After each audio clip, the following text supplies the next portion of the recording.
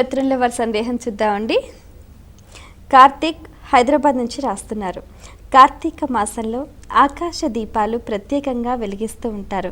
దాని ప్రత్యేకత ఏమిటి తెలియజేయగలరు అంటూ రాస్తున్నారు. మనకు ఆకాశ శబ్దమే పరమాత్మకు సంకేతం. ఎలా అవుతుంది అంటే జాగ్రత్తగా మనం పరిశీలన చేద్దాం. మనకి మొట్టమొదటి తెలిసింది భూమి ఎదురుగుండా కనిపిస్తుంది.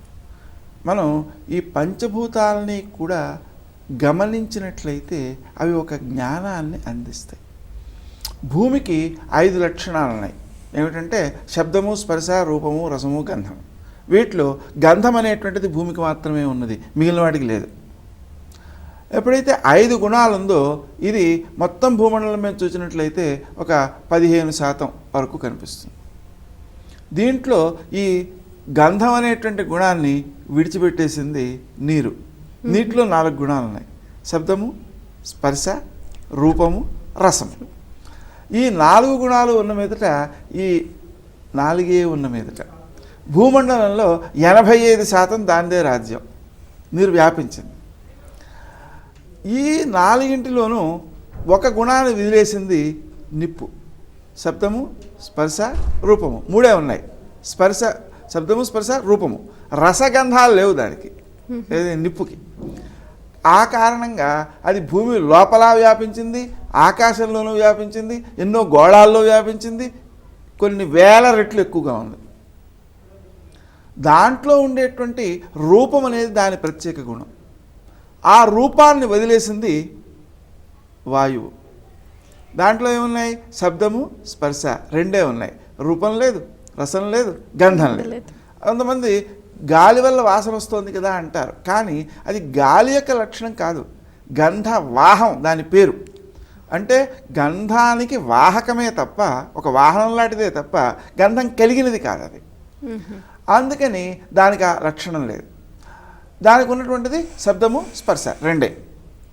ఈ 2 గుణాలు కూడా ఉన్నందువల్ల అది ఎక్కడ వ్యాపించింది అంటే గోళం చుట్టూ వ్యాపించింది, కణకణానికి మధ్యలో వ్యాపించింది, చాలా చోట్ల వ్యాపించింది.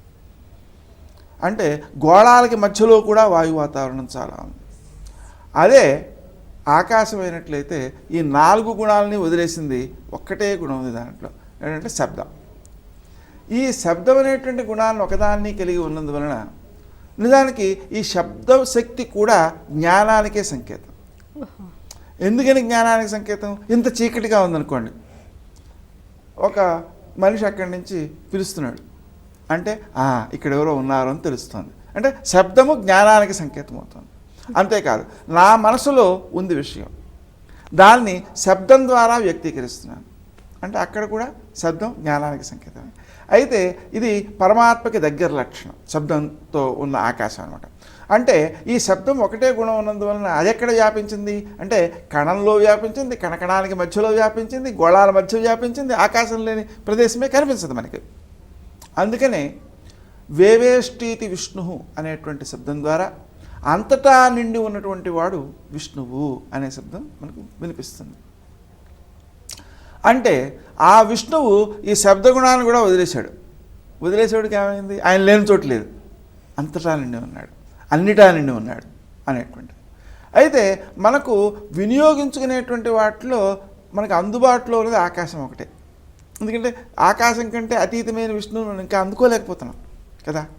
అందుకని ఈ ఆకాశ దీపం అనే పేరుతో వీలైనంత ఎత్తుకి ఆ దీపాన్ని కనుక పంపినట్లయితే ఏమవుతుంది? ఆకాశానికి మనం దీపాన్ని సమర్పించినట్లు అవుతుంది.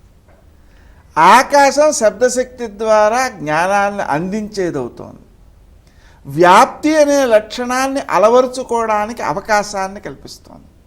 వ్యాప్తి చెందిన కొలది ఏమవుతుందంటే దుఃఖం పలచబడుతుంది, ఆనందం బలిష్టమవుతుంది. ఎలా? ఉదాహరణకి నా ఇంట్లో ఏదైనా ఇబ్బంది కలిగినట్లయితే నాకు చాలా బాధ, నా వీధిలో ఎవరికో కాలు విరిగినట్లయితే కొంచెం బాధ, నా దేశంలో ఎవరైనా మరణించినట్లయితే ఒకరు కొంచెం బాధ, ప్రపంచంలో ఎవరైనా ఒక వ్యక్తి మరణించినట్లయితే సామాన్యం ఎవరు పుట్టక చావక అవుతారా? అవుతూనే ఉంటాయి అవన్నీ. అంటే ఏమిటి? సామాన్యం అయిపోయింది. అంటే దుఃఖం పలచబడిపోయింది వ్యాపించిన కొద్దీ. అదే నా ఇంట్లో ఎవరికైనా ఉద్యోగం వస్తే నాకు ఆనందమే, నా వీధిలో ఎవరైనా ఒక ఎమ్మెల్యే అయితే నాకు ఆనందమే, నా దేశం యొక్క టీము క్రికెట్ టీము ఇంకో దేశంపై గెలిచిందంటే ఆనందమే నాకు. అంతేకాదు క్రికెట్ టీముల్లో 2 టీములు మన దేశంలో ఒకటి ఇంకో దేశంలో ఒకటి అయినా ఎవరైతే బాగా ఆడారో వాళ్ళు గెలిస్తే వాళ్ళు గెలవడం చాలా బాగుంది అని ఆనందమే. అంటే ఏమైంది, వ్యాప్తి చెందిన కొద్దీ ఆనందం పెరుగుతూనే ఉంది, వ్యాప్తి చెందిన కొద్దీ దుఃఖం తగ్గుతూనే ఉంది. ఆ వ్యాప్తి పరమాత్మని లక్షణం. దాన్ని అలవర్చుకోవడానికి మనకున్న అసలైన ఆధారం ఆకాశం. ఆ ఆకాశాన్ని జ్ఞానానికి వినియోగించుకోవడమే ఆకాశ దీపం. చాలా సంతోషం అండి, మీ అమూల్యమైన సమయాన్ని కేటాయించి ఎన్నో అమూల్యమైన విషయాలు మా అందరికీ తెలియజేసినందుకు ధన్యవాదాలు. చూసారు కదండి, ఇది ఈనాటి కార్యక్రమం. అలాగే మీరు కూడా ఈ కార్తీక మాసం అంతా శివకేశవుల నామస్మరణతో దీపారాధనతో పునీతులు కావాలి. అలాగే భక్తి టీవీ చేపట్టిన కోటి దీపోత్సవ కార్యక్రమంలో లక్షలాదిగా తరలిరండి. ఆ మహాదేవుడి అనుగ్రహానికి పాత్రలు కండి. ఒక్క దీపాన్ని వెలిగించండి, కోటి దీపాలను దర్శించండి. మరో కార్యక్రమంలో మళ్ళీ కలుసుకుందాం. అంత